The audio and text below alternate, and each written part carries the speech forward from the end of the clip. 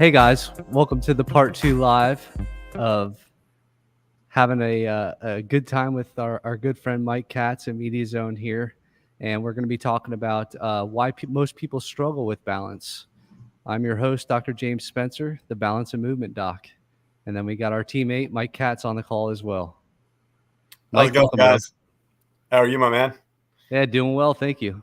I'm excited to have you join us today and, share some of your stories and expertise also with the listeners, and any questions they have, you can help me answer them as well. Absolutely.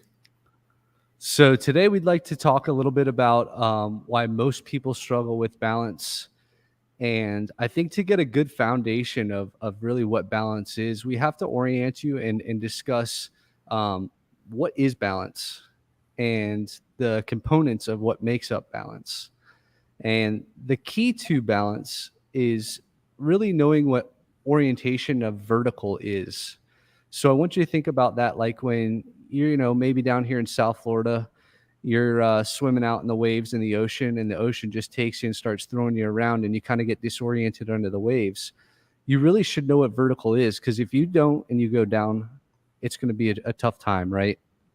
And that's the first component of really orienting yourself of balance. And so that's step one. Step two to that is vision. So the eyes play a big component into the balance aspect. If you remove vision, and anybody can test this at home, you stand there, you're fine, but when you close your eyes, you get a little shaky. You can see how that ties into that aspect of it. The third component is hearing, or what's known as the vestibular system. So we have a small organ in our ear that kind of orients ourselves and creates equilibrium for the entire body. And that's a huge feedback system for the brain. And then lastly, it's going to be what's known as joint proprioception. So think of that when your eyes are closed and your arm is moving, your brain knows where your arm and elbow and wrist are at in space. And unfortunately, this is going to segue into, really why most people struggle with balance. When we get injured, that's the cause of a lot of people's issues with balance. That's the common denominator for a lot of people. And when they get injured is when they typically lack proprioception if they didn't rehab that properly. And for everybody watching here, I want you to think about the first ankle sprain you ever had when you were a younger kid. I know many of you, like myself, I just kind of taped it up and got back out on the field. I didn't do much to really teach my brain how to move that ankle again or how to stabilize the ground again. And Mike, I'm sure you can relate to that as well. Absolutely. No, I've being a basketball player, I've rolled my ankle countless times, and it was always exactly what you just said. Just rub some dirt on it. Sometimes even get back in, a couple plays later. Not even the next game. So I think a lot has changed, as far as like rehab, prehab, and different medical, things from that point. But yeah, that was the mentality back then. And I'm sure a lot of people can attest to that is you just kind of go right back out there. And I think a lot of that, comes to the fact of when I think of myself, hey, why did I keep re-injuring those ankles? Well, exactly what you just said. Yeah. And to be honest with you, a lot of times it may even be an injury that you don't even recall, or one that you had when you were younger that just didn't heal properly. I know for myself, I broke my big toe when I was younger, and that kind of created a whole cascade of events. Even to this day, I still have to make sure that I train that properly before I go do my exercises, whether it's workout routines or, going out on the wakeboard or anything like that.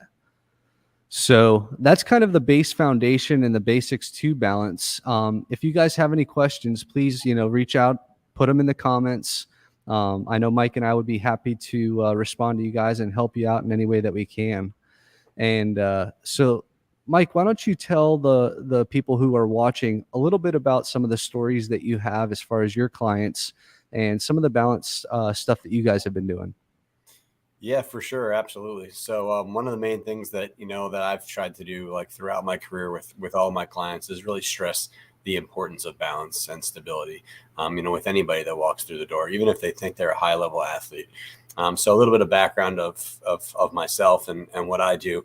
I work with a very wide variety of clientele, anybody from younger, athletes, to older adults. So I get a lot of, variability in the kinds of programs that I design, So, but one thing that is kind of consistent throughout is, some of the inbalance principles. And what I do with a lot of my clients is, first thing, as what you should do is start with an, evaluation process.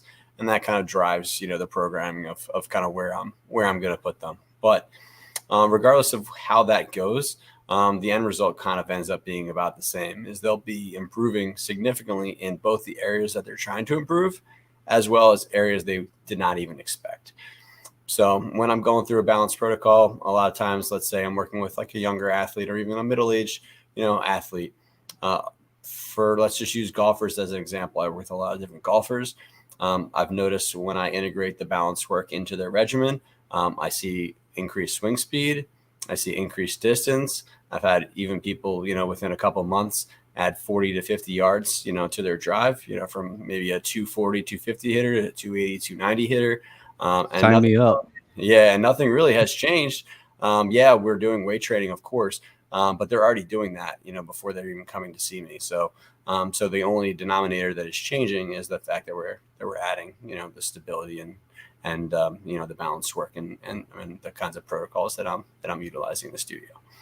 So that's kind of a big take home that I saw is like, yeah, I'm doing, compound lifts, we're doing resistance training, but they're also doing that prior to coming to me, and they're not getting these results. So we're integrating the balance approach into the things that they're already doing. And I think that's a key kind of component is we're not saying, hey, don't do resistance training, do balance training. It's how can you integrate the two? So that's one thing that I've kind of seen, in my training. And then with the older adults, confidence, that's the big one that I see is number one is the buy-in is when they see that they can improve the balance and they start to see that improvement and they start to get excited, and they start to play, they start to let loose and they're not as uptight. It's not as, as frustrating and intimidating. And that, is contagious outside of the studio. I just got a text message this morning from a client who just got back from Las Vegas. She just thanked me. She said, thank you so much for all the things that we're doing. I was able to go hiking while I was out there and I felt so much more confident with everything that we're doing. So those are the kinds of stories that, kind of resonate really well with me. That's really cool, man. I'm proud of you. Yeah. Thank you, man. Appreciate that. Yeah. A story I'd like to share is actually my previous patient right before we jumped on this live about 20 minutes ago. He was somebody who had really, really intelligent man. He was a reproductive endocrinologist, and he had been suffering from severe lower back pain. And so it led to one thing to another. He had a fusion of his entire lower back, which led him down the path of just being a little bit weaker. Legs weren't as strong. His balance wasn't as gifted as it had been when he was younger. And he came down from Tennessee for a few visits. And we're about 4 days in. And today was the first day that he walked in without a walker. And truthfully, this is a magical story for me because I didn't anticipate it. And I even said to him and his wife, I said, I'll be very impressed, the day that he starts running again. And it's a shining light of hope for a lot of these people. But for everybody at home, what I want you to realize, and Mike, you hit on this with the confidence, just like this gentleman that I'm talking about, when his confidence improves, I want him to look beyond that goal because he really just wanted to get functional again, get strong again, get his back a little bit more stable, better balanced. But he's already achieved that in 4 visits. He's now walking without his walker. And that was the one thing that I shared with him. I said, now that you have this confidence, you've met that goal, I want you to look further, look to the next one. And you guys at home, I want you to think about that. Whatever your goals may be, once you achieve that, what's next? That's really where I want you to aim for, because they will be achievable. And the next step, whether it's surfing, riding a bike, or playing with your grandkids or kids, that's really what we want you to start focusing on more than anything. So that was one story that I wanted to share with everybody at home. And then, another one that I had was a school teacher, patient of mine that I've worked with for years. She had severe lower back pain, and this is probably 8 years ago now. She couldn't get off the table because of how much pain she had been in. Now training this long with me, she's walking forward and backward on the slack line. She's doing things that she never thought she'd be able to do. And all of the kids that she is teaching now, they're all looking up to her because of how incredible she's showing off, whether it's, um, hanging from a tree or balancing on the slack line. So it's cool to see that somebody who was in so much pain and so severe that thought she would need surgery is now showing some of the youth and leading by example of what's possible. So, Mike, I know you can relate to some of this stuff as well with a lot of your clients.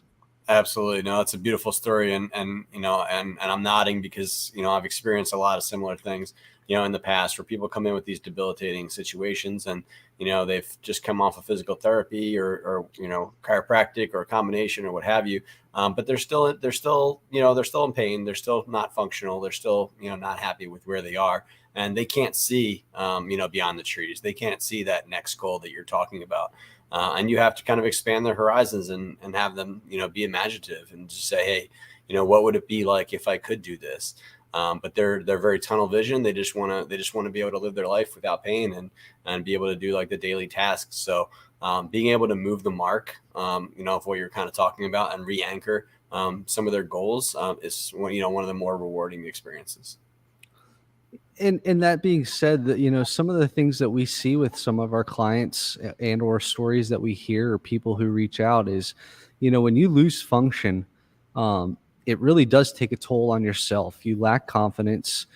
This is something that starts to weigh not only on your psyche but also your spouse or your kids or whatever it may be. And loss of function, loss of mobility, um, that lack of confidence is just, now you're going to be a little bit more timid as you move around, and we don't want that, whether it is in your golf swing and or in everyday life. Yeah, those guarding patterns, they're going to ultimately lead to some more dysfunction and some more pain down the line. We want you to be able to be moving freely, and like you just kind of hit on, you nailed it. I mean, there's so many things that you could be missing out on. Loss of mobility, loss of money, right?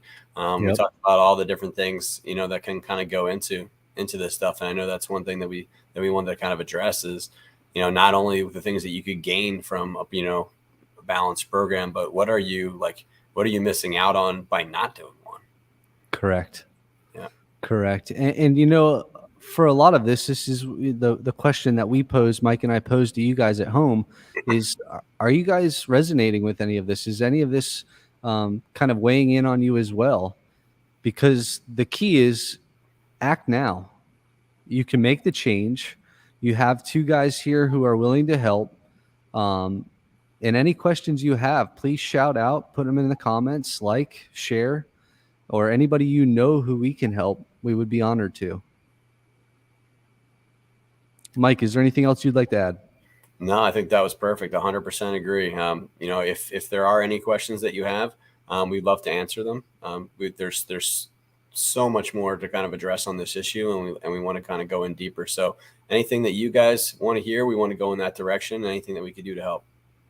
Yep. And then with all due, we got to thank Mike Jones and Media Zone for the clip of the day here, guys.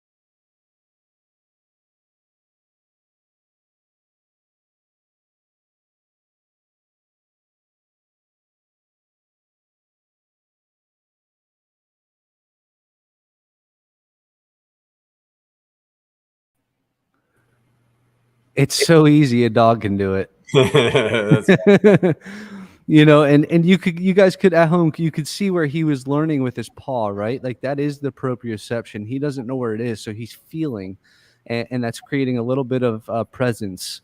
For many of you at home, you have the laundry list of things that you need to do throughout the day. If you're thinking of any of that while on a slack line or on a balance beam or trying to balance itself, it ain't going to work out for you. So that is one thing that I know Mike Katz and I like. It creates presence, it creates awareness, it makes you focus on current. The time is now. It's being present here, and that's the key to balance. And we're going to have some more fun with these lives, and we look forward to having more of you guys on. Mike, thanks for joining us, bro. Yeah, my pleasure. Thank you guys for listening. Have a great day.